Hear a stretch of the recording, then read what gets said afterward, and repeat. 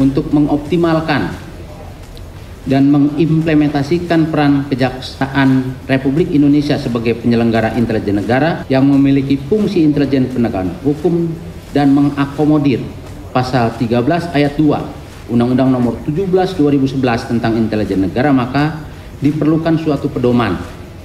Nah, dalam rangka itulah kami sedang menyusun pedoman itu. FGD ini kami selenggarakan sengaja untuk mendapat masukan-masukan baik dari narasumber maupun dari peserta tentang intelijen penegakan hukum yang dimaksud sesuai dengan Undang-Undang Nomor 17 Tahun 2011. Jadi pedoman ini untuk menjelaskan kedudukan, peran dan fungsi intelijen penegakan hukum Kejaksaan Republik Indonesia yang sinkron dengan rumusan-rumusan dalam Undang-Undang Intelijen Negara. Hal tersebut sangat penting dan dibutuhkan dalam rangka mengoptimalkan peran kejaksaan sebagai penyelenggara intelijen negara yang memiliki fungsi intelijen penegakan hukum. Jadi kalau kita bicara secara overall, secara komprehensif dan dengan penafsiran yang lebih luas, maka tentu saja penegakan hukum itu tidak bermakna hanya pada suatu tindakan, tetapi juga dalam konteks bagaimana penyusunan, bagaimana perencanaan, bagaimana antisipasi, bagaimana pencegahan dan seterusnya, sampai terus kemudian dalam konteks penuntutan peradilannya, dan juga dalam hal yang final, misalnya dalam proses pemasyarakatan dan sebagainya. Peran intelijen di sini untuk memperoleh informasi, walaupun juga mengembangkan kawasan kita baik secara eksternal di dunia luar maupun di dalam internal.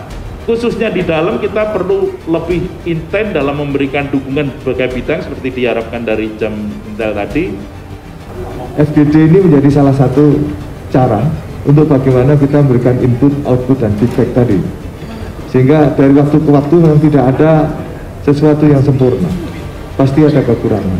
Itulah sebabnya kita harus selalu menggali ilmu-ilmu yang ada dan masukan serta evaluasi dari waktu ke waktu, termasuk tadi dengan DPR.